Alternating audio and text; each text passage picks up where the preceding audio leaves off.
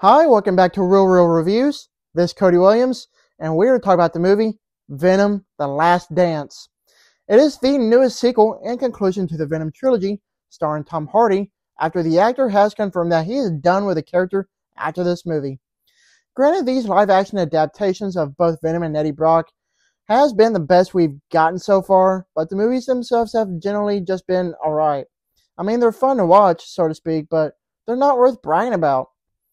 Now that this sequel is finally out in theaters, it's time to find out if it's any good or not. Well, let's talk about it. The movie story follows Eddie and Venom, who are both on the run. Hunted by both of their worlds, and with the net closing in, the duo are forced into a devastating decision that will bring the curtains down on Venom and Eddie's last dance. Clearly, the best thing about this movie is the chemistry between both Eddie Brock and Venom.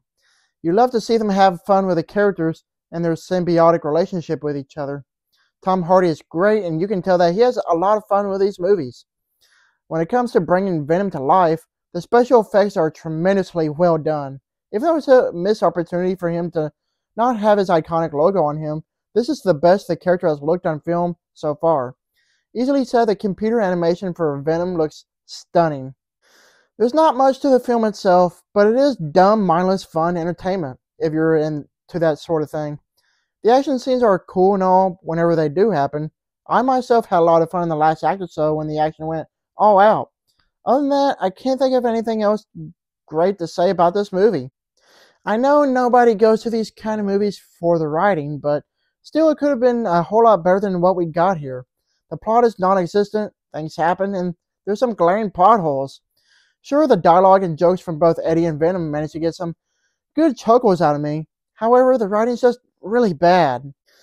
This is a spoiler, but I absolutely hated how they utilized the film's big villain, who is a Thanos-level threat, maybe even bigger. The character I'm talking about is Null, the creator and king of the symbiotes.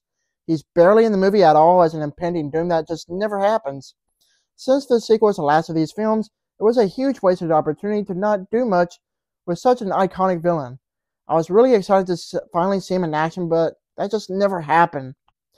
I know Sony has put out some good Spider-Man movies in the past, but I just wish Marvel would just buy back the rights from Sony.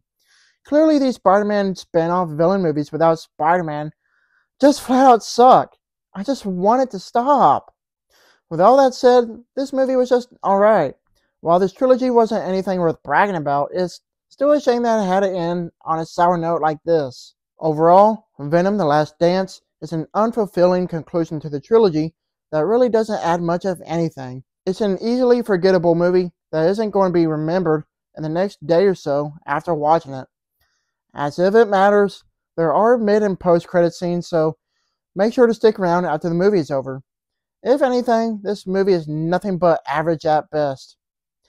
I give this movie a C. Thank you for watching, and don't forget to like and subscribe to my channel. Keep up my real reviews.